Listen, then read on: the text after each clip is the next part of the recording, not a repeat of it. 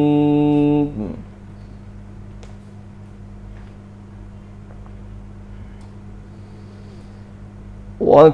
وكذلك أوحينا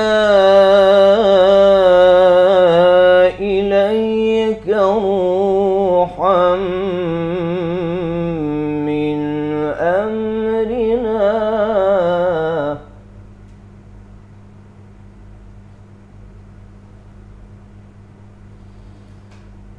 ما كنت تدري ما الكتاب ولا الإيمان ولكن جعلناه نورا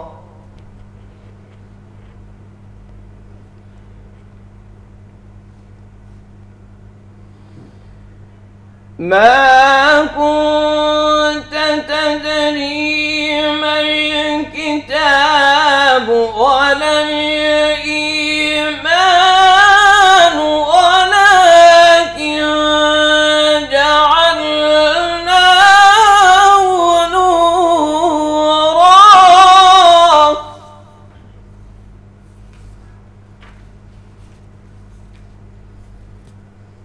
ولكن جعلناه نورا نهدي به من نشاء من عبادنا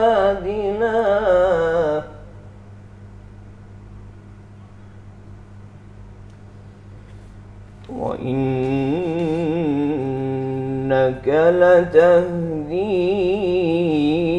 إلى صراط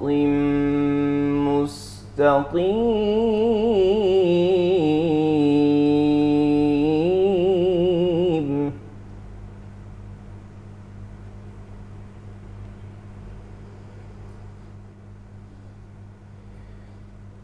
صراط الله الذي له ما في السماوات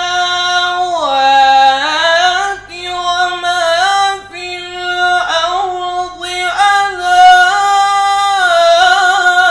ألا إلى الله تصير الأمور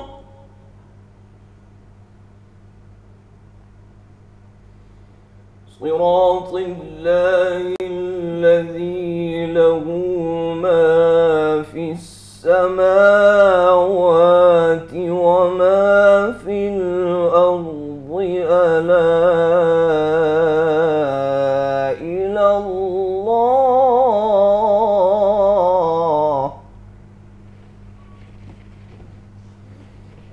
ألا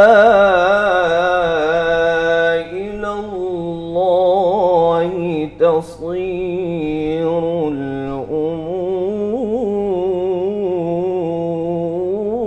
الأمور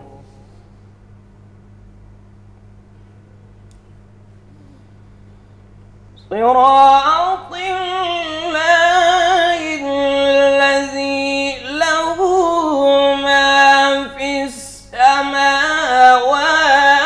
وما في الأرض ألا إلى الله تصير الأمور صراط الله الذي له ما في السماوات وما في الأرض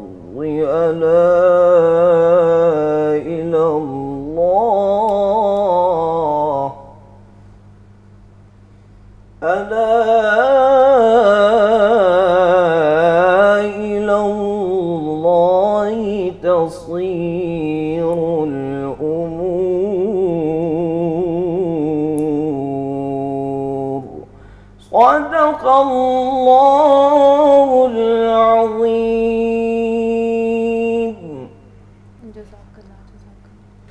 اور ہر بشر کی یہ مجال نہیں کہ اللہ اس سے براہ راست کلام کرے، مگر یہ کہ وحی کے ذریعے کسی کو شان نبوت سے سرفراز فرما دے یا پردے کے پیچھے سے بات کرے، جیسے موسیٰ علیہ السلام سے طور سینا پر کی، یا کسی فرشتے کو فرستادہ بنا کر بھیجے اور وہ اس کے اذن سے جو اللہ چاہے وحی کرے۔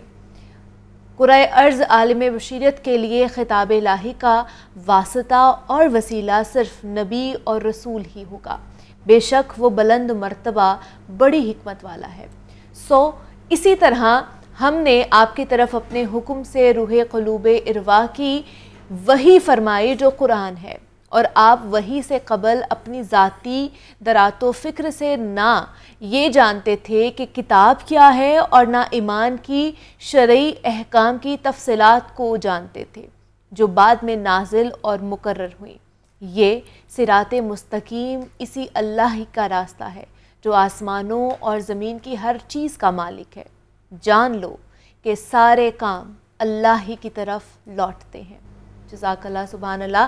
قاری ندیم اشتیاق صاحب نے بہت ہی خوبصورت انداز میں کلام الہی کی خوبصورت آیات مبارکہ کی تلاوت فرمائی، اور یہ جناب ان آیات مبارکہ کا ترجمہ تھا جو میں نے آپ لوگوں کے ساتھ شیئر کیا ہے۔ جاگو لاہور کی رمضان ٹرانسمیشن روح رمضان میں آپ سب لوگوں کو خوش آمدید کہتے ہیں، اور میں ہوں آپ کی میزبان منیبہ آصف۔ اور جناب رمضان کا بابرکت مہینہ، فضیلتوں کا مہینہ جاری و ساری ہے، اور اس بابرکت مہینے میں شہریوں کو ایک اہم مسئلہ درپیش ہوتا ہے، وہ ہے لاہور کی سڑکوں پر بھکاریوں کی فوج کا، جن کے پاس اسلحہ تو موجود نہیں ہوتا لیکن وہ بلیک میلنگ بھرپور انداز میں کرنا جانتے ہیں۔ خیر یہ تو مناظر جو ہم دیکھتے ہیں نا، یہ سالہ سال ہی ایسے ہمیں دکھائی دیتے ہیں، لیکن رمضان المبارک جیسے ہی شروع ہوتا ہے شہر لاہور میں بھیک مانگنے والے بھکاریوں کی تعداد اتنی زیادہ بڑھ جاتی، جن میں اکثریت ہم نوجوان لڑکوں اور لڑکیوں اور بچوں کی ہمیں نظر آتی ہے۔ صبح سویرے ہی خواتین بھکاری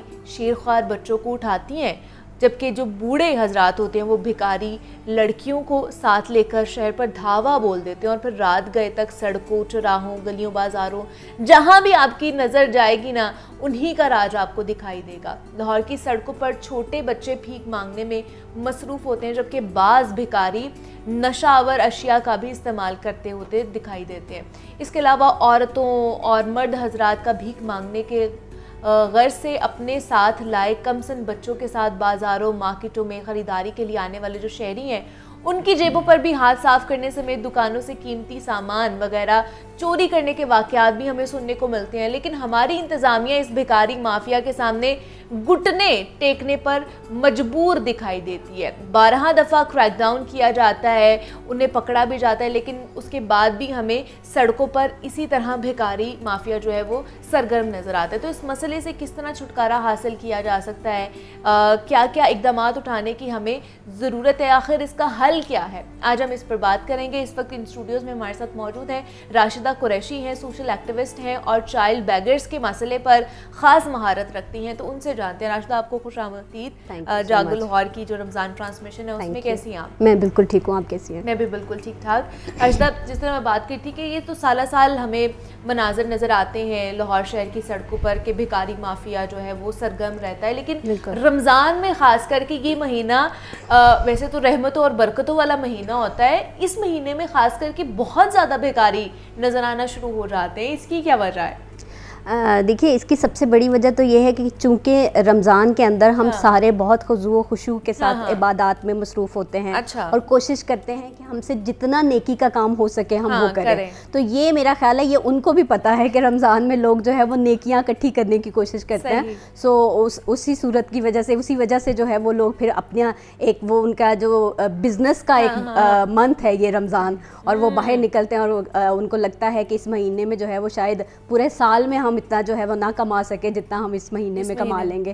اور یہ جیسے ابھی آپ کہہ رہی تھیں کہ مطلب کیوں اس طرح سے ہے اور کیسے اس کو کم کیا جا سکتا ہے، میں ہمیشہ ایک بات کہتی ہوں کہ دیکھیے جیسے ابھی آپ نے بھی بتایا کہ 12 کریک ڈاؤن کیے گئے، لیکن اس کے باوجود ایک جگہ سے کریک ڈاؤن کرتے ہیں تو وہ ایک دن وہاں نہیں ہوں گے، دوسری جگہ چلے جائیں گے، 2 دن بعد پھر وہ وہیں پہ موجود ہوں گے، سو یہ اس کا سلوشن ہے نہیں۔ سو اس کا سلوشن بیسیکلی ہمیں ہی جو عام عوام ہے سو ان کو تھوڑا سا جو ہے نا وہ سوچنا پڑے گا. سوچنا میں ہمیشہ کہتی ہوں کہ یہ جو بیکاری مافیا ہے اس کو جو ہے وہ ڈسکریج کرنے کے لیے آپ کو تھوڑا سا سخت ہونا پڑے گا. آپ کو ہمیں جو ہے وہ خاص طور پہ جو ہے وہ اگر آپ دیں گے نہیں تو آہستہ آہستہ جو ہے وہ ان میں کمی آئے گی. اگر آپ دینا چاہتے ہیں ڈیفینیٹلی دیں, لیکن ان کی وجہ سے جو ہے وہ جو سفید پوش طبقہ ہے, جو ضرورت مند ہے, جو ایکچوئل میں ڈیزرونگ ہے, وہ رہ جاتے ہیں. سو اگر آپ صدقہ خیرات کرنا بھی چاہتے ہیں تو آپ اس کو جو ہے وہ کسی ایسے انسان کو دیں جو ڈیزرونگ ہے, کسی ایسے انسان کو دیں جو استعمال کرے. اور بعد میں آف کورس یہ دعائیں ان کی وہ بلیک میلنگ جیسے آپ بھی کہہ رہی تھی وہ تو بہت زیادہ, اور اب تو اتنے نئے نئے طریقے ہیں. اور ہمارے مطلب کچھ لوگوں کا مائنڈ سیٹ یہ بھی ہوتا ہے نا کہ ان کی بد دعا نہ لگ جائے اس لیے بھی ان کو دے دیں, کوئی بات نہیں. اور اتنے نئے نئے طریقے ہیں منیبہ, مطلب ابھی ریسنٹلی جو ہے وہ میں موٹر وے سے آ رہی تھی تو ایک ریسٹ ایریا آیا تو وہاں پہ رکے, تو یقین کریں وہ بیکاری نہیں لگ رہے تھے. اب ایک نیا طریقہ آ گیا ہے, تو گاڑی اچھی گاڑی میں بیٹھے ہوئے, گاڑی میں تھے جی فیملی میں بیٹھے ہوئے, اور انہوں نے بولا کہ جی ہمارا جو ہے وہ ہم پرس اپنا گھر بھول آئے ہیں تو آپ پلیز ہماری مدد کر دیں, ہمیں کچھ پیسے دے دیں.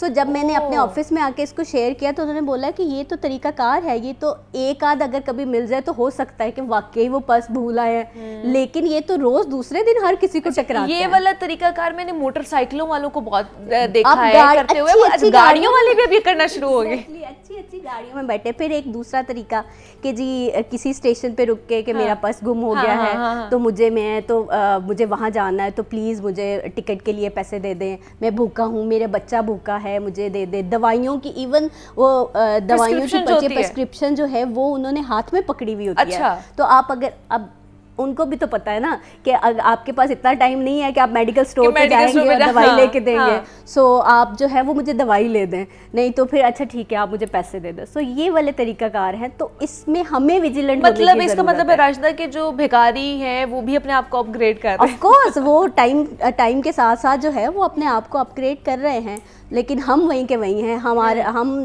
سمجھتے ہیں کہ نہیں ہائے ایک چھوٹا سا بچہ اٹھایا ہوا ہے تو وہ اگر کہہ رہی ہیں کہ یہ بھوکا ہے میرا بچہ, ضرورت مند ہی ہوگی اس لیے باہر نکلے دے دیں. اور اب تو جو ہے وہ مجھے اتنی تکلیف ہوتی ہے دیکھ کے کہ بالکل ینگ خوبصورت بچیاں, لڑکیاں, ینگ بالکل لڑکیاں جو ہے وہ آپ کو اتنی ملتی ہیں, مطلب کہ کیسے حوصلہ ہوتا ہے گھر والوں کا. آپ دیکھیے جو پروٹیکشن کے معاملات ہیں, جو حالات ہیں ہماری سوسائٹی کے, سو کیسے وہ یہ اس بات پہ آ جاتے ہیں کہ جوان اپنی بچی کو جو ہے وہ پوری رات سڑک پہ بھیج رہے ہیں, جو ہے وہ سڑک پہ بھیج رہے ہیں مانگنے کے لیے. ہراسمنٹ کے واقعات کیا نہیں ہوتے ہوں گے ان کے ساتھ, سوال ہی پیدا نہیں ہوتا, ہر چیز ہوتی ہے. لیکن اگین یہ کہ وہ کام کی طرف نہیں آ سکتے. کیوں نہیں آتے؟ کیونکہ جتنا وہ ایک دن میں کما لیتے ہیں نا, وہ کام کریں گے تو وہ شاید اتنا پورے مہینے میں بھی نہ کمائیں. اچھا. سو وہ یہ ہم نے بڑی کوشش کی. ہمارا بڑا کام ہے, ہمارا ایک پورا سینٹر جو ہے وہ شادرہ میں چل رہا ہے انہیں بچوں کے ساتھ جو ہے امینا سینٹر کے نام سے. سو وہ اس میں لیبرر بچے, اسٹریٹ چلڈرن, بیگرز بچے, وہ سارے نان فارمل ایجوکیشن جو ہے وہ لے رہے ہوتے ہیں. سو ہم نے بڑی کوشش کی. راوی برج کے نیچے جو ہے جپسی کمیونٹی ہے بہت بڑی نا, بہت زیادہ ہے. ہم نے وہاں پہ جو ہے وہ سرچ فار جسٹس نے بہت کوشش کی کہ ان بچوں کو کوئی کام سکھا کے ان کو کہیں کہ آپ کو کوئی ہنر سکھاتے ہیں تو آپ کوئی کام کریں. وہ نہیں آئے اس طرف.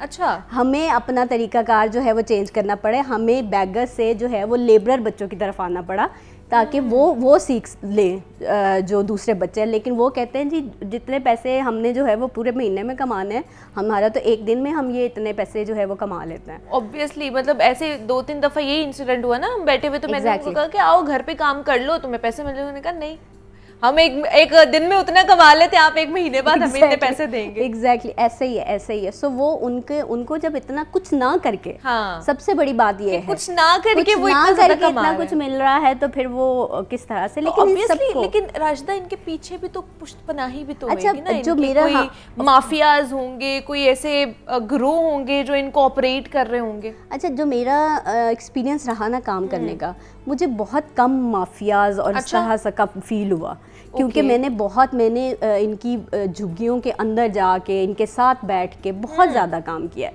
سو مجھے لگا کہ یہ وہ جو ایک خاندانی بزنس ہوتا ہے نا, یہ وہ خاندانی بزنس ہے جو باپ کا دادے کا تھا تو باپ نے بھی کرنا ہی کرنا ہے, اچھا آگے بیٹے نے بھی کرنا ہی کرنا ہے, بیٹے کی اولاد نے بھی کرنا ہی کرنا ہے. سو یہ وہ والی چین جو ہے نا وہ چلی آ رہی ہے. سو مافیاز بھی ہوں گے, ڈیفینیٹلی ہوں گے, لیکن جو ہے نا یہ ان کا وہ فیملی بزنس ہے, فیملی بزنس زیادہ ہے, اس کو یہ لیگیسی لے کے چل رہے ہیں. تو کیا آپ کو کیا لگتا ہے, مطلب جس طرح میں نے بات کی ہے کہ انتظامیہ بھی کریک ڈاؤن کرتی رہتی ہے, ان کو لے کے بھی جاتے ہیں لیکن پھر ان کی ضمانت ہو جاتی ہے کیونکہ چھوٹے بچے ہوتے ہیں, ان کو رکھا نہیں جاتا جیل میں, واپس آ کے پھر وہ 2-3 دن بعد ہمیں دوبارہ سے انہی سگنلز پر نظر آ رہے ہوتے ہیں بھیک مانگتے ہوئے. تو کوئی ایسی پالیسیز ہمیں کس طرح کی بنانی چاہیے تاکہ اس سے چھٹکارا حاصل ہو سکے مستقل طور پر؟ دیکھیے آپ کو جو ہے وہ سیریسلی اگر آپ اس کو جو ہے وہ ختم کرنا چاہتے ہیں تو ڈیفینیٹلی آپ کو ایک کچھ اسٹرکٹ رولز جو ہیں وہ بنانے پڑیں گے, آپ کو تھوڑی سی سختی جو ہے وہ دکھانی پڑے گی. آپ کو کیا ہمارے قوانین میں بھی امینڈمنٹس ہونی چاہیے؟ دیکھیے قوانین جیسے آپ ابھی بات کر رہی تھی, ہمارا جو ڈیسٹیٹیوٹ اینڈ نیگلیکٹڈ چلڈرن ایکٹ ہے جس کے تحت جو ہے وہ چائلڈ پروٹیکشن ویلفیئر بیورو جو ہے وہ ریسکیو کرتا ہے اور اس طرح سے کریک ڈاؤن بھی جو ہے وہ کرتا ہے, لیکن ان کی بھی ایک کیپیسٹی ہے نا. سو وہ بھی کتنے بچوں کو لا کے جو ہے وہ وہاں پہ اتنے رکھ تو نہیں سکتے نا, تو الٹیمیٹلی انہوں نے بچوں کو جو ہے وہ ان کے گھر ہی بھیجنا ہے, تو دوبارہ جا کے وہ وہی کام جو ہے وہ شروع کر دیتے ہیں. کئی وہ مہینوں تک بھی ان کو مطلب سبق سکھانے کے لیے اپنے پاس رکھتے ہیں کہ نہیں ہم نہیں دیں گے. لیکن آپ کو جس طرح سے مثال کے طور پہ نان فارمل کے سینٹرز ہیں, یا آپ کو جو ہے وہ جیسے ہمارے ٹیپٹا کے جو ہیں انسٹیٹیوٹ ہیں, ایکچولی پرابلم ایک اور بھی ہے. اب اگر یہ کچھ سیکھنا بھی چاہیں نا, یا اگر کوئی کام کرنا بھی چاہے, مثال کے طور پہ جیسے میں نے ٹیپٹا کا نام لیا, تو ان کا اپنا ایک کرائٹیریا ہے. سو وہ کم از کم ایک مڈل جو ہے وہ ان کے کسی بھی کورس میں ایڈمیشن لینے کے لیے جو ہے نا مڈل ہونا چاہیے. سو یہ تو بالکل بھی پڑھے لکھے نہیں ہوتے, سو یہ وہاں پہ جو ہے وہ ایڈمیشن بھی نہیں ان کا ہو رہا ہوتا, وہ بھی نہیں. سو گورنمنٹ کو اپنی پالیسیز کو تھوڑا سا فلیکسیبل بھی کرنا پڑے گا کہیں نہ کہیں ان سے نمٹنے کے لیے. لاز کی امپلیمنٹیشن کو تھوڑا سا سخت بھی کرنا پڑے گا, کیونکہ جب ہم چاہتے ہیں کوئی لا امپلیمنٹ کرنا تو پھر ہم کر لیتے ہیں. سو ان ساری چیزوں کو ملا کے جو ہے آپ کا free and compulsory education act ہے, اس کو جو ہے وہ فلی لیٹر اینڈ اسپرٹ کے ساتھ آپ کو اس کو امپلیمنٹ کرائیں. بچے جو ہیں آپ دیکھیں, اگر کیوں یہ اگر آپ کو سگنل پہ یا روڈز پہ بچے نظر آ رہے ہیں اور آپ کا قانون یہ کہتا ہے کہ 5 سے 16 سال کا بچہ شوڈ بی ان اسکول, اور یہ گورنمنٹ کی ذمہ داری ہے کہ فری اور کمپلسری ایجوکیشن اس کو دیں گے, سو آپ اس پہ ایکشن کیوں نہیں لیتے کہ بچہ وہی روڈ پہ کیوں ہے؟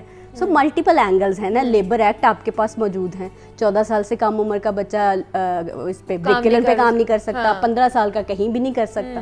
سو یہ قوانین آپ کے پاس ہیں, ملٹیپل امپلیمنٹیشن میں پرابلمس ہیں. آپ کا جو ڈیسٹیٹیوٹ اینڈ نیگلیکٹڈ چلڈرن ایکٹ ہے وہ بھی یہ کہتا ہے کہ تھنگ بیگرز جو ہیں اگر وہ کوئی چیز بھی بیچ رہے ہیں بچے, جیسے آپ نے دیکھا ہوگا ماچس کی ڈبیا, پینسلز, اس طرح کی چیزیں, چھوٹی موٹی پھول لے کے کھڑے ہوتے ہیں, لیکن الٹیمیٹلی مقصد بھیک مانگنا ہی ہوتا ہے. سو وہ بھی اسے بھیک مانگنا ہی کنسیڈر ہوگا اور وہ بھی جرم ہی جو ہے وہ سمجھا جائے گا. ٹھیک ہے, لیکن اس کے لیے جو ہے وہ کہتے ہیں نا ملٹی اسٹیک ہولڈر کنسلٹیشنز, اور سب لوگوں کو مل بیٹھ کے عام عوام میں بھی یہ آگاہی دینا بڑا ضروری ہے کہ ان کو جتنا ڈسکریج کر سکے اتنا کیا جائے. بالکل ایسے. اچھا دوسرا, جیسے ڈرگس کی بات ہو رہی تھی کہ نشاور چیزوں کا استعمال بہت زیادہ ہوتا ہے, ایون دو کہ آپ کسی ایسی خاتون کو دیکھ لو جو سگنل پہ کھڑی ہوتی ہے, اس نے بچہ ایک اٹھایا ہوتا ہے چھوٹا سا, اور وہ بالکل مدہوش ہوتا ہے. بہت سے لوگ کہتے ہیں اس کو بھی کوئی نشاور چیز پلائی ہوئی ہوتی ہے جس کی وجہ سے وہ اس طرح ہوتا ہے. مطلب پورا دن وہ بچہ اسی طرح نڈھال سا رہتا ہے, مدہوش سا رہتا ہے. اور دوسرے بھی بہت سارے ایسے بیگرز ہم نے دیکھے ہیں کہ وہاں پہ وہ انجیکشنز بھی لگا رہے ہوتے ہیں, نشاور چیزیں بھی استعمال کر رہے ہوتے ہیں. تو ڈرگز کیا ان سے بھی زیادہ ڈرگز کا پرابلم بڑھتا جا رہا ہے؟ ڈرگز تو ان میں بہت زیادہ عام ہے.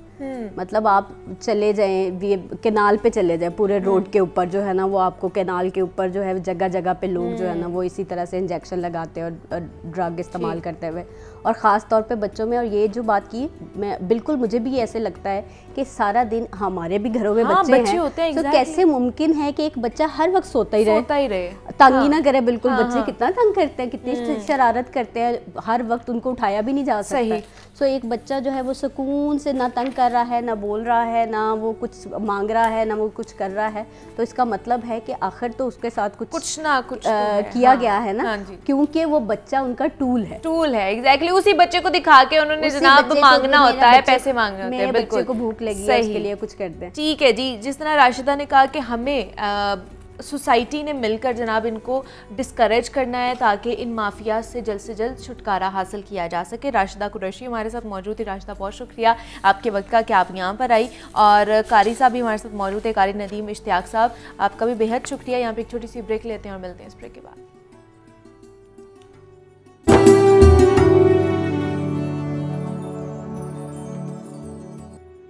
لاہور نیوز کی روح رمضان نشریات میں ایک مرتبہ پھر سے آپ سب لوگوں کو خوش آمدید کہتے ہیں, اور بہت ہی خوبصورت کلام پڑھا ہے. توفیق احمد توفیق صاحب ہمارے ساتھ اس سیگمنٹ میں موجود ہیں, نعت خوانی بھی کرتے ہیں اور جناب نعت پڑھنا سکھاتے بھی ہیں, اور بہت سے شاگرد بھی ہیں ان کی. توفیق صاحب بہت ہی خوبصورت کلام آپ نے ابھی پڑھا ہے. ابھی جناب آگے بڑھتے ہیں, اور آج ہم نے بات کرنی ہے معاشرے کی اصلاح کی, اور اس کے ساتھ ساتھ ہمارے اچھے اخلاق کا اس میں کیا کردار ہو سکتا ہے. کیونکہ ناظرین اس بات میں تو کوئی بھی دوسری رائے ہی نہیں ہے کہ انسان اس کائنات میں سب سے اشرف مخلوق ہے, اور ہمیں اللہ کے سوا کسی غیر کے آگے نہیں جھکنا چاہیے. اور ہم جو اللہ کے سامنے جھکتے ہیں نا, تو اس بات کو تسلیم کرتے ہیں کہ رب کائنات نے ہمارے لیے جو قوانین بنائے ہیں ہم پوری طرح ان قوانین کے پابند ہیں, کیونکہ ان قوانین کی پابندی میں ہی معاشرے کی اصلاح کا راز بھی چھپا ہے. اور اس اصلاح کا ہمارے اخلاق اور رویوں سے بھی بڑا ہی گہرا تعلق ہے. اگر ہمارا اخلاق اچھا ہو جائے تو یہ جو ہر طرح سے ہمارے معاشرے میں بگاڑ ہیں, برائیاں ہیں اور ظلم ستم ہوتا ہوا دکھائی دیتا ہے نا, سب کچھ اچھائیوں, امن اور محبت میں تبدیل ہو سکتا ہے. حدیث مبارکہ میں بھی یہ آتا ہے کہ اللہ کے بندوں میں اللہ کا سب سے پیارا وہ ہے جس کا اخلاق سب سے اچھا ہو. یہی وجہ ہے کہ اسلام فرد واحد اور معاشرے کی اصلاح کے لیے اخلاق حسنہ کا درس دیتا ہے. تو ہم اچھے اخلاق سے معاشرے میں کس طرح اصلاح کر سکتے ہیں, ہمارا اچھا اخلاق معاشرے میں کتنا اہم کردار ادا کرتا ہے, اس حوالے سے آج ہم نے بات کرنی ہے. ہمارے ساتھ ان اسٹوڈیوز میں موجود ہیں مولانا فدا الرحمان حیدری صاحب ہیں, مذہبی اسکالر ہیں. مولانا صاحب آپ کو خوش آمدید کہتی ہوں. مولانا صاحب جب ہم اخلاق کے حوالے سے بات کرتے ہیں تو خاص طور پر بلند اخلاق کا ہمارے ذہن میں ایک نقشہ کھنچ جاتا ہے. بتائیے گا اس سے کیا مراد ہے, اور اخلاق کی بھی قسمیں ہیں کیا؟ جی بالکل. السلام علیکم ورحمۃ اللہ تعالی علیہ وبرکاتہ. ہمیشہ کی طرح آج بھی آپ کا موضوع انتہائی اہم ہے. اخلاق پر بات کرنے سے قبل میں اس طرف آؤں گا کہ قرآن مجید برہان رشید اٹھا کر اگر ہم دیکھتے ہیں, اللہ جل جلالہ جہاں اپنی عبادات کا حکم دیتے ہیں, ساتھ ہی ساتھ ہمیں یہ ملتا ہے کہ اللہ جل جلالہ اپنی مخلوق سے حسن تعلق کا بھی حکم دیتے نظر آتے ہیں. قرآن مجید برہان رشید سورہ حج کے آخر میں اللہ تعالیٰ فرماتا ہے, یا ایھا الذین آمنوا ارکعوا واسجدوا واعبدوا ربکم, یعنی سجدہ, عبادت, وافعلوا الخیر لعلکم تفلحون, خیر کے کام کرو تاکہ تم کامیاب ہو جاؤ. اب یہ خیر کے کام کیا ہیں؟ مخلوق سے بھلائی ہے. یہ آ جاتے ہیں اخلاق کی قسموں کی طرف. دیکھیں, ایک ہے اخلاق رذیلہ جنہیں برے اخلاق کہا جاتا ہے, اور ایک ہے اخلاق حسنہ جنہیں اچھا اخلاق کہا جاتا ہے. قرآن مجید برہان رشید نے ہمیں جو حکم دیا ہے وہ اچھے اخلاق کا دیا ہے. یہاں تک کہ چال اور چلن کیسی رکھنی ہے, قرآن مجید یہ بھی ہمیں بتاتا ہے, وَلَا تَمْشِ فِي الْأَرْضِ مَرَحًا إِنَّكَ لَن تَخْرِقَ الْأَرْضَ وَلَن تَبْلُغَ الْجِبَالَ طُولًا, کہ چال میں اکڑ نہیں ہونی چاہیے. بعض لوگ یہ کہتے ہیں کہ پرسنالٹی کو اچھا بنانے کے لیے, بااثر کرنے کے لیے چال میں تھوڑی سی وہ اکڑ آ جانی چاہیے, یا ہمارے ہاں ایک مطلب تصور سمجھا جاتا ہے کہ پرسنالٹی وہی مطلب کہتے ہیں جس نے پرسنالٹی کو جو ہے نا وہ کافی پالش کر لیا ہے. وہ کیا پالش کر لیا ہے کہ گردن میں سریہ آ رہے ہیں, بول چال میں اکڑ آ رہی ہے, تو ہم یہ کہتے ہیں جی پرسنالٹی بن رہی ہے. یہ پرسنالٹی نہیں بن رہی, یہ تکبر آ رہا ہے. قرآن جو درس دے رہا ہے وہ یہ دے رہا ہے کہ عاجزانہ انداز ہو. نبی کریم صلی اللہ علیہ وسلم کی جو چال مبارک کا انداز تھا وہ انتہائی خوبصورت تھا. اب اس چال کی نقل کے حوالے سے ایک واقعہ عرض کر دوں کہ ہندوستان کے ایک بڑے عالم گزرے, ملا جیون علیہ الرحمہ. انہوں نے اپنی مسجد میں اعلان کیا کہ اگلے جمعے میں نبی پاک صلی اللہ علیہ وسلم کی جو چال مبارک ہے اس کی نقل اتار کر دکھاؤں گا. اگلے جمعے بڑی تعداد میں لوگ اکٹھے ہو گئے، مسلم اور غیر مسلم سارے اکٹھے ہو گئے. تو ملا جیون علیہ الرحمہ نے جب قدم اٹھانا شروع کیے تو وہ جو دیکھنے والے تھے ان پر اتنا اثر پڑا کہ وہ لوگ کہنے لگے کہ ہمیں کلمہ پڑھا دیں آپ. وہ چال کیا تھی کہ قدم جو تھے قدم مبارک وہ پنجوں کے بل زیادہ زور تھا، ایڑیاں اٹھائی جا رہی تھی، اور چال کے اندر میانہ روی تھی، چال کے اندر تکبر نہیں تھا، اکڑ نہیں تھی.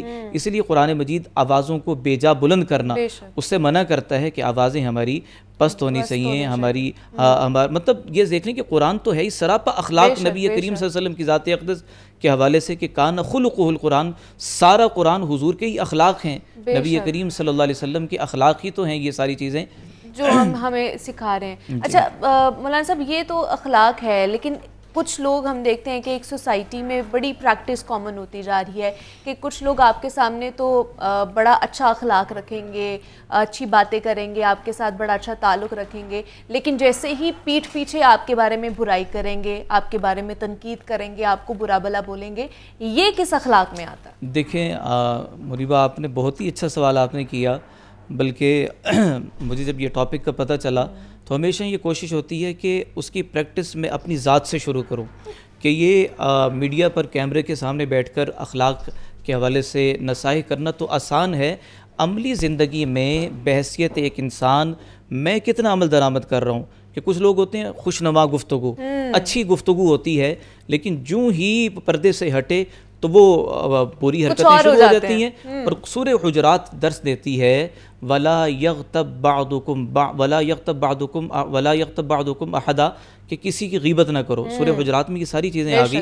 نام بھی نہ بگاڑے جائیں، برے القاب بھی نہ رکھے جائیں، اور غیبت بھی نہ کی جائے.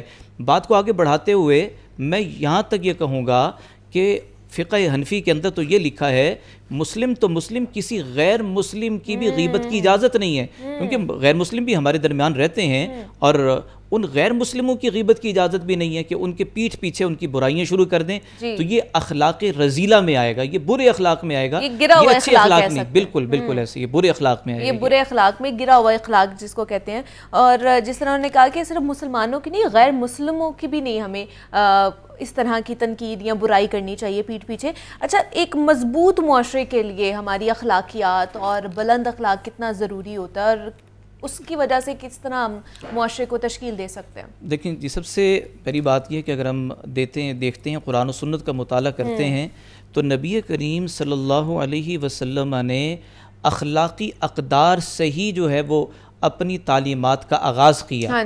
ارحموا من فی الارض یرحمکم من فی السماء، تم زمین والوں پر رحم کرو، آسمان والا تم پہ رحم کرے گا. معاشرتی قدریں، سب سے پہلی چیز مریبہ یہ ہے کہ معاشرے میں جو قدریں ہیں ہماری، اگر ہم اسلامی قدروں کو دیکھیں اور کچھ ہماری جو مشرقی تہذیب و روایات ہیں یہ بڑی بلند تر ہیں. آج افسوس یہ ہے کہ دور جدید میں ہم یہ کہتے ہیں کہ بچے کا کانفیڈنس لیول بڑھ گیا ہے، وہ تو آنکھوں میں آنکھیں ڈال کر بات کر رہے ہیں، وہ تو ماشاءاللہ سے کانفیڈنس لیول اس کا بہت زیادہ بڑا ہوا ہے. یہ چیزیں ہماری روایات کی نہیں ہیں. ہماری روایات یہ ہیں کہ باپ اگر اوپر ہے تو بیٹا اس کے برابر میں نہ بیٹھے، بیٹا نیچے بیٹھے، اور اگر باپ نیچے ہے تو اپنا بیٹا اوپر نہ بیٹھے. یہی استاد اور شاگرد کا معاملہ ہے. اور معاشرے میں ضرورت اس قدر ہے، دیکھیں اسلام کتنا خوبصورت درس دینے والا ہے، یہاں تک کہ اکڑ کے نہ چلو، یہ ساری باتیں جو میں نے عرض کی ہیں. اور اسی طرح سے حسن سلوک، نبی کریم صلی اللہ علیہ وسلم نے فرمایا کہ اپنے بھائی کے لیے مسکرانا یہ تمہارا صدقہ ہے، یعنی اس کے لیے مسکرا کے ملو، چہرے پر افسردگی نہ ہو، چہرے پر جو ہے نا وہ بل نہ پڑے ہوں کہ ایک مومن مسلمان آ جائے اور اس کے لیے آدمی کے چہرے پر مسکراہٹ نہ ہو. یہ اسلامی تعلیمات نہیں ہیں. آج یہ ہے کہ دیکھیں میں ایک چیز کی اور بھی وضاحت کر دوں کہ ہمیں نا بدگمانی بھی نہیں کرنی چاہیے. بدگمانی یہ ہوتی ہے کہ ہم پہلے ہی پری جج کر لیتے ہیں کہ فلاں آدمی جو ہے نا اس کا رویہ یہ تھا، ایسا تھا. ممکن ہے وہ کسی تکلیف میں ہو، کسی ٹینشن میں ہو، اس وقت اس کا رویہ نہ چاہتے ہوئے بھی اس طرح کا ہو جائے. تو ہمیں نبی پاک صلی اللہ علیہ وسلم کی تعلیمات یہ کہتی ہیں ظنوا بالمؤمنین خیرا، مومن کے بارے میں اچھا گمان رکھو. ممکن ہے اس وقت اس کی کیفیت کچھ ایسی ہو. تو اسلام تو سراپا اچھے اخلاق کا ہی درس دیتا ہے. حسن سلوک، حسن سلوک، حسن سلوک. میں نے عرض کیا کہ غیر مسلم ان کے ساتھ بھی اچھے سلوک کا درس دیتا ہے. یعنی اسلام اتنا پیارا مذہب ہے. بے شک بے شک. اچھا حقوق اللہ اور حقوق العباد میں کیا فرق ہے؟ مطلب ہم حقوق اللہ پورا کرنے کی کوشش کرتے ہیں لیکن حقوق العباد بھول جاتے ہیں ہم لوگ. جی دیکھیں آج تو ساری ہمیشہ ہی آپ کے سوالات بڑے اچھے ہوتے ہیں ماشاء اللہ سے. سب سے پہلے حقوق اللہ یعنی جو نماز روزہ زکوٰۃ یہ اللہ تعالیٰ کے خاص طور پر یہ اللہ کے حق ہیں. حقوق العباد جو اس کی مخلوق کے حق ہیں یہ تو قطعاً کہیں بھی نہیں ہے کہ آدمی نمازی بن جائے حاجی بن جائے اور اپنی عبادات پہ گھمنڈ کرتا ہوا مخلوق خدا سے برا سلوک کرے. قطعاً ایسا کوئی سلسلہ بھی نہیں. بلکہ ایک روایت ذہن میں آئی کہ 2 خواتین تھیں اور ان میں سے ایک خاتون کثرت سے نماز روزہ اور دیگر عبادات وہ بجا لاتی تھی لیکن اخلاق اچھا نہیں تھا. اور دوسری خاتون وہ فرض نماز کا اہتمام کرتی تھی لیکن نوافل وغیرہ کا اتنا سلسلہ نہیں تھا. مخلوق خدا سے حسن سلوک کمال کا تھا. نبی کریم صلی اللہ علیہ وسلم نے فرمایا یہ جو اچھا اخلاق نہیں برت رہی یہ اپنی سزا بھگتے گی اور جو حسن سلوک کر رہی ہے اس کو اللہ تعالیٰ بہترین اجر عطا فرمائیں گے. یہ مینٹلٹی پتہ نہیں کیسے بنا دی گئی کہ ہم عبادات تو بجا لائیں لیکن دوسری طرف سے مخلوق خدا کے ساتھ ہمارا تعلق اچھا نہ ہو, رویہ اچھا نہ ہو. رمضان تو ہمیں اچھے رویے کرنے کی درس دینے والا ہے. بے شک بے شک. ایسے یہ مزید بھی اس پہ بات کرنے کا دل تھا لیکن وقت کی تھوڑی سی قلت ہے اس لیے مولانا فدا الرحمان حیدری صاحب ہمارے ساتھ موجود ہیں. مولانا صاحب بہت شکریہ آپ کا. توفیق احمد توفیق صاحب بھی ہمارے ساتھ موجود ہے, آپ کا بھی بے حد شکریہ. یہاں پہ ایک چھوٹی سی بریک لیں گے جناب, ملتے ہیں اس بریک کے بعد.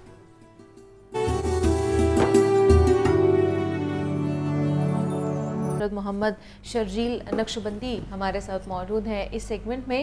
اور جناب اس سیگمنٹ میں ہم نے آپ کی ہیلتھ اور فٹنس کے حوالے سے بات کرنی ہے جس میں صحت کے حوالے سے درپیش مسائل اور اپنے ہیلتھ ایکسپرٹ کے ذریعے ان مسائل کے حل پر بات کرتے ہیں. جناب آج ہم ایک ایسے ایشو پر بات کرنے والے ہیں جس کی پریکٹس ہم سب کے گھروں میں بہت عام ہو رہی ہوتی ہے اور وہ ہے کوکنگ کرتے وقت کچن میں کی جانے والی ایسی چھوٹی چھوٹی سی غلطیاں جو کہ بعد میں بڑے مسائل کی وجہ بنتی ہیں. جی ہاں, باورچی خانے میں کھانا پکانے کے دوران ہم ایسی غلطیاں کر بیٹھتے ہیں جسے ہم عام سمجھتے ہوئے نظر انداز کر لیتے ہیں اور یہی چھوٹی چھوٹی جو غلطیاں ہوتی ہیں نا ہماری موت کا سبب بھی بن سکتی ہیں.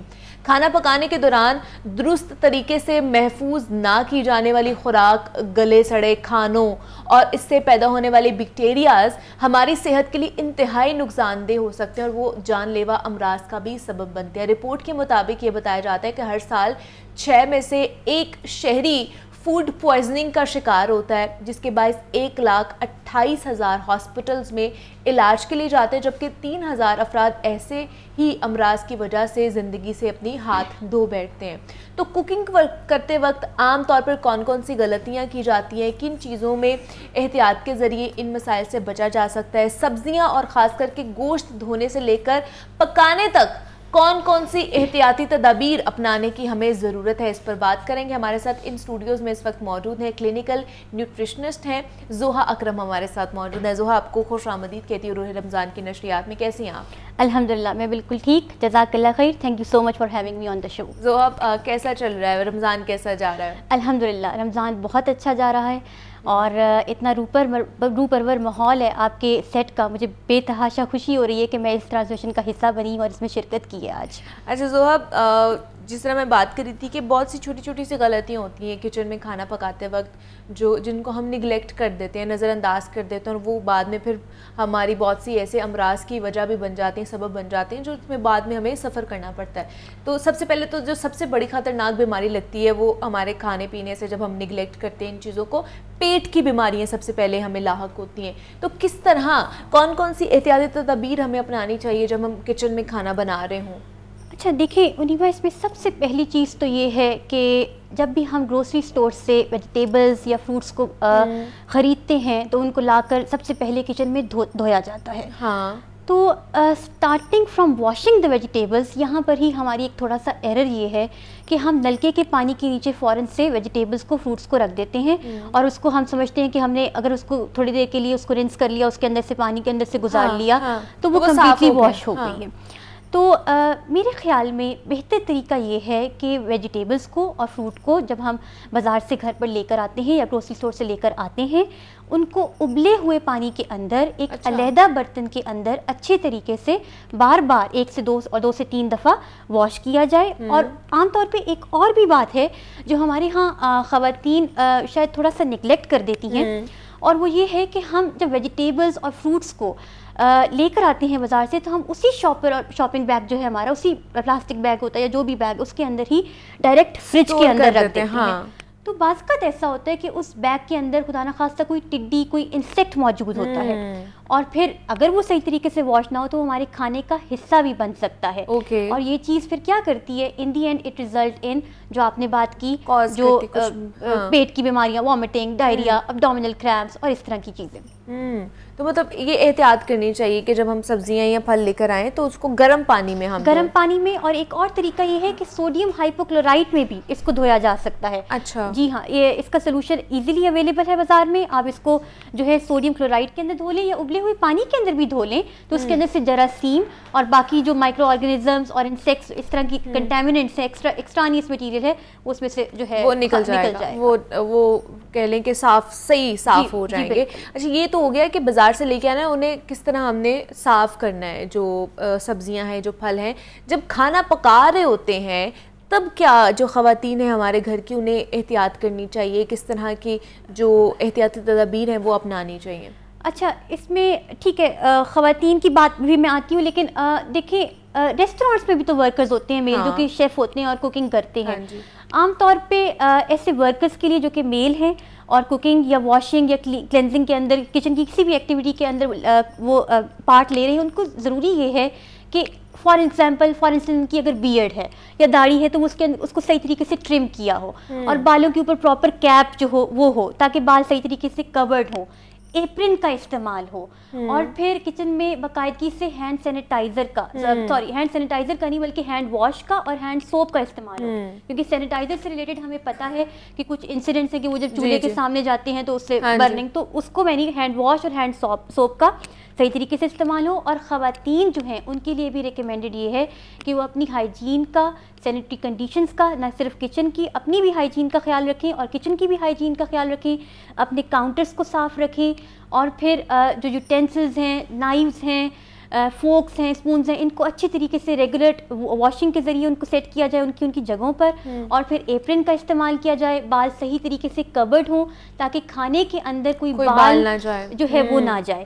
اور پھر ایک اور بات کہ ہینڈ واشنگ جو ہے وہ ریکرنٹلی وقتاً فوقتاً کچن کے اندر ہوتی رہنی چاہیے تاکہ ہینڈز کے ذریعے سے کوئی جراثیم، کوئی بیکٹیریا، کوئی مائکرو آرگنزم ہماری غذا کا کھانے میں نہ پڑ جائے، یا جو بھی ہم بنا رہے ہوتے ہیں اس چیز میں نہ پڑ جائے. تو اس لیے کھانا بناتے ہوئے خاص کر کے ہاتھ دھونا وہ بے حد لازمی ہے. اچھا اور کون سی مطلب کن کن چیزوں کو کہیں گے؟ تو آپ نے کہہ دیا کہ یوٹینسلز، باقی ساری چیزیں جو ہے وہ احتیاط کرنا ہے، ہاتھ دھونے ہیں.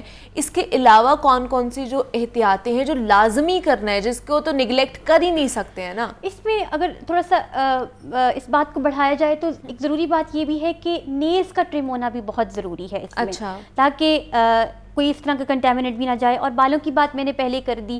اس کے علاوہ کھانے کے حوالے سے ہم ایک یہ احتیاطی تدابیر لے سکتے ہیں کہ we should serve hot food as hot and cold food as cold. ٹھیک ہے نا؟ اور اس کو اور بھی اگر مزید بڑھائیں تو مائکرو ویو کی ریز کے بارے میں ہم سب کو پتہ ہے، اس کا اگر کم سے کم استعمال ہو تو وہ زیادہ بہتر ہے، اور اگر ہم چولہے کے ذریعے اسٹوو کو یوز کریں تو وہ زیادہ بہتر ہے. مائکرو ویو کی ریز، اس میں وہ دوسرا یہ ہے کہ پلاسٹک کی جو ہم باؤلز رکھتے ہیں اس کے اندر پلیٹس رکھتے ہیں وہ بھی کنٹامینیٹڈ ہو سکتے ہیں. جی بالکل. تو ان کو صحیح طریقے سے واش کرنا، اور جو ہے اپنی ہائیجین کا خیال رکھنا، نیلز کو ٹرم کرنا، بالوں کو کور رکھنا، ایپرن پہننا. اور ایک اور بات یہ کہ اگر ہم نے فار انسٹنس، یہ بڑا عام ہے ہمارے کچن کے اندر، عام طور پہ ہوتا ہے گوشت کو جس ہم نے چھری سے کاٹا ہے یا نائف جو استعمال کی گوشت کو کاٹنے کے لیے، وہی نائف بعض اوقات ہم سیلڈ کے لیے یا دوسری ویجیٹیبل کو کاٹنے کے لیے بھی استعمال کر لیتے ہیں. تو عام طور پہ یہ ہوتا ہے کہ اس گوشت کے اندر جراثیم یا کنٹامیننٹس موجود تھے جو کہ ابھی شاید دھلا بھی نہیں ہوا تھا، تو وہ ہماری ویجیٹیبل پورشن کے، ہماری فروٹ کے اندر یا ویجیٹیبل کے اندر جا رہا ہے، جو ہماری غذا کا حصہ بن رہا ہے، اور الٹیمیٹلی وی آر گیٹنگ سک. we are getting ill because of that. وہ آپ کو پیٹ کی بیماریاں ہو سکتی ہیں. اچھا گوشت کی آپ نے جس طرح بات کی تو گوشت جب ہم گھر لے کر آتے ہیں تو اس کو کس طرح دھونا چاہیے, کیا کیا طریقے ہونے چاہیے گوشت کو دھونے کے؟ اس میں منیبہ ایک چیز کا خیال یہ رکھنا چاہیے کہ گوشت کو سب سے پہلے تو گوشت کے بارے میں پریکاشنری میں یہ ہے کہ اس کی کراس کنٹامینیشن جب یہ فریج کے اندر ہوتا ہے بہت جلدی ہوتی ہے.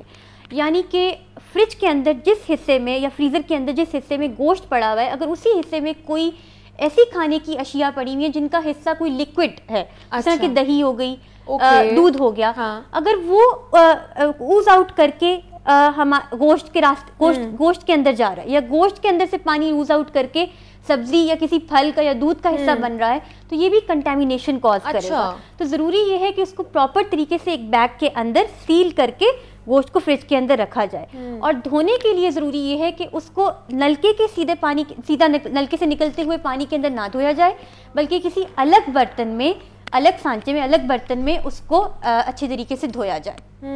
مطلب اس کو بھی جس طرح آپ نے کہا کہ جیسے سبزیاں اور فروٹس ہیں ان کو بھی الگ دھویا جائے, صرف ٹیپ واٹر کے ساتھ نہیں دھویا جائے, اس کو بھی اچھے طریقے سے ہمیں دھونا چاہیے. اور اچھا جب ہم لوگ گوشت بھی فریز کر لیتے ہیں, آپ کو پتہ ہے فریزر میں فریز کیا ہوتا ہے, جب اس کو نکالتے ہیں تو اس کے لیے کیا ہمیں طریقہ اختیار کرنا چاہیے اس کو ڈی فروز کرنے کے لیے؟ اس کو ڈی فروسٹ کرنے کا طریقہ یہ ہے کہ کچھ دیر کے لیے اس کو ابلے ہوئے پانی کے اندر ہم رکھ سکتے ہیں, اور وہ اگر آدھا ایک گھنٹہ بھی اگر اس کے اندر رکھیں تو وہ کافی حد تک ڈی فروسٹ ہو جاتا ہے. اور اس کو ابلے ہوئے پانی کے اندر ایک بار ڈی فروسٹ کرنے کے بعد دوبارہ ابلے ہوئے پانی سے تقریباً 1 سے 2 دفعہ دھویا جائے تو یہ زیادہ بہتر ہے. اس کے اندر جراثیم کی مقدار جس طرح کہ ایسچریچیا کولائے, سیلمونیلا, کیمپیلوبیکٹر, اس طرح کے جو جراثیم ہیں وہ اس کے اندر سے there are chances 90% chances that they will get eliminated, eradicated. ٹھیک ہے جی. کس طرح آپ نے جناب اپنے کچن میں احتیاط کرنی ہے, کون کون سی احتیاطی تدابیر ہیں جو آپ لوگوں نے اپنانی ہے جس کی وجہ سے آپ بیمار نہ ہو جائیں, کیونکہ کچن سے ہی بہت ساری بیماریاں, کیونکہ کھانے میں کوئی ایسی چیز آ جاتی ہے جس کی وجہ سے آپ کا پیٹ خراب ہوتا ہے, اور پیٹ خراب ہوتا ہے تو باقی ساری بیماریاں بھی آپ کو ہونے کے چانسز بڑھ جاتے ہیں. تو اپنی صحت کا خاص کر کے آپ نے خیال رکھنا ہے. زوہا اکرم کلینکل نیوٹریشنسٹ ہمارے ساتھ موجود تھیں اور بڑی اچھی ٹپس دے کے جا رہی ہیں زوہا ہمیں آج. زوہا بہت شکریہ آپ کے وقت کا کہ آپ یہاں پر آئی, اور محمد شرجیل نقشبندی بھی ہمارے ساتھ موجود تھے, بہت ہی خوبصورت کلام انہوں نے پڑھا تھا. آپ کا بھی شرجیل بہت شکریہ. جناب جیسا کہ انبیاء کرام کے واقعات بیان کرنے کا سلسلہ ہم سب نے شروع کر رکھا ہے, اور ہم آپ کو حضرت ابراہیم اور نمرود کے رمیان و تقرار کا واقعہ بتا رہے ہیں. ہم نے آپ کو بتایا تھا کہ کیسے حضرت ابراہیم نے نمرود کے سامنے پرندے کو اللہ کے حکم سے زندہ کیا. پھر ایک دن حضرت ابراہیم علیہ السلام نے اپنے والد سے کہا کہ اے باپ, یہ کیا مورتیں ہیں کہ جن کی تم بندگی کرتے ہو, دن رات سجدے کرتے رہتے ہو. جیسا کہ سورہ انبیاء آیت نمبر 51 سے 57 میں ہے, اور بے شک ہم نے پہلے سے ہی ابراہیم علیہ السلام کو ان کے مرتبے کے مطابق فہم و ہدایت دے رکھی تھی, اور ہم ان کی استعداد و اہلیت کو خوب جاننے والے تھے. جب انہوں نے اپنے باپ اور اپنی قوم سے فرمایا یہ کیسی مورتیاں ہیں جن کی پرستش پر تم جمے بیٹھے ہو, وہ بولے ہم نے اپنے باپ دادا کو انہی کی پرستش کرتے پایا تھا. ابراہیم علیہ السلام نے فرمایا بے شک تم اور تمہارے باپ دادا سب صریح گمراہی میں تھے, بلکہ تمہارا رب آسمانوں اور زمین کا رب ہے جس نے ان سب کو پیدا فرمایا, اور میں اس بات پر گواہی دینے والوں میں سے ہوں. اور اللہ کی قسم میں تمہارے بتوں کے ساتھ ضرور ایک تدبیر عمل میں لاؤں گا, اور اس کے بعد کہ جب تم پیٹھ پھیر کر پلٹ جاؤ گے. سورہ انعام آیت نمبر 74 اور 75 میں ارشاد باری تعالیٰ ہے, اور یاد کیجئے جب ابراہیم علیہ السلام نے اپنے باپ آزر سے کہا کیا تم بتوں کو معبود بناتے ہو, بے شک میں تمہیں اور تمہاری قوم کو صریح گمراہی میں مبتلا دیکھتا ہوں. اور اسی طرح ہم نے ابراہیم علیہ السلام کو آسمانوں اور زمین کی تمام بادشاہتیں یعنی عجائبات خلق دکھائے, اور یہ اس لیے کہ وہ عین الیقین والوں میں ہو جائیں. اللہ تعالیٰ نے ہر قسم کی دلیلیں حضرت ابراہیم علیہ السلام کو بتا دی تھی تاکہ ابراہیم کی شان اور بیان بلند رہے. جیسا کہ سورہ انعام آیت نمبر 83 میں ہے کہ اور یہی ہماری توحید کی دلیل تھی جو ہم نے ابراہیم علیہ السلام کو ان کی مخالف قوم کے مقابلے میں دی تھی۔ ہم جس کے چاہتے ہیں درجات بلند کر دیتے ہیں، بے شک آپ کا رب بڑی حکمت والا اور خوب جاننے والا ہے۔ حضرت ابراہیم علیہ السلام نے اپنے والد کو سمجھانے کی بہت کوشش کی، جیسا کہ سورہ مریم آیت نمبر 41 سے 48 میں بیان کیا جاتا ہے، اور آپ کتاب قرآن مجید میں ابراہیم علیہ السلام کا ذکر کیجئے، بے شک وہ بڑے صاحب صدق نبی تھے۔ جب انہوں نے اپنے باپ سے کہا، اے میرے باپ، تم ان بتوں کی پرستش کیوں کرتے ہو جو نہ سن سکتے ہیں، نہ دیکھ سکتے ہیں، اور نہ تم سے کوئی تکلیف دہ چیز دور کر سکتے ہیں؟ اے میرے ابا، بے شک میرے پاس بارگاہ الہی سے وہ علم آ چکا ہے جو تمہارے پاس نہیں آیا۔ تم میری پیروی کرو، میں تمہیں سیدھی راہ دکھاؤں گا۔ اے میرے باپ، شیطان کی پرستش نہ کیا کرو، بے شک شیطان خدائے رحمان کا بڑا ہی نافرمان ہے۔ اے میرے باپ، بے شک میں اس بات سے ڈرتا ہوں کہ تمہیں خدائے رحمان کا عذاب پہنچے اور تم شیطان کے ساتھی بن جاؤ۔ آزر نے کہا، اے ابراہیم، کیا تم میرے معبودوں سے روگرداں ہو؟ اگر واقعی تم اس کی مخالفت سے باز نہ آئے تو میں تمہیں ضرور سنگ سار کر دوں گا، اور ایک طویل عرصے کے لیے تم مجھ سے الگ ہو جاؤ گے۔ ابراہیم علیہ السلام نے کہا کہ اچھا، تمہیں سلام، میں اب بھی اپنے رب سے تمہارے لیے بخشش مانگوں گا، بے شک وہ مجھ پر بہت مہربان ہے، شاید تمہیں ہدایت عطا فرما دے۔ اور میں تم سب سے اور ان بتوں سے جنہیں تم اللہ کے سوا پوجتے ہو کنارہ کش ہوتا ہوں، اور اپنے رب کی عبادت میں ایک سو ہو کر مصروف ہوتا ہوں۔ امید ہے میں اپنے رب کی عبادت کے باعث محروم کرم نہ رہوں گا۔ جناب یہاں تک یہ حضرت ابراہیم اور نمرود کا واقعہ تھا۔ باقی کا جو واقعہ رہ گیا وہ کل آپ کے ساتھ جناب ہم شیئر کریں گے، اور بڑا ہی خوبصورت کلام مشاہد حسین قادری صاحب نے ہمارے ساتھ پیش کیا، ہماری نظر کیا۔ بہت ہی خوبصورت کلام آپ نے پڑھا تھا جناب۔ مجھے اجازت دیجیے، اپنا بہت سارا خیال رکھیے گا، کل آپ سے دوبارہ ملاقات ہوگی۔ اللہ حافظ۔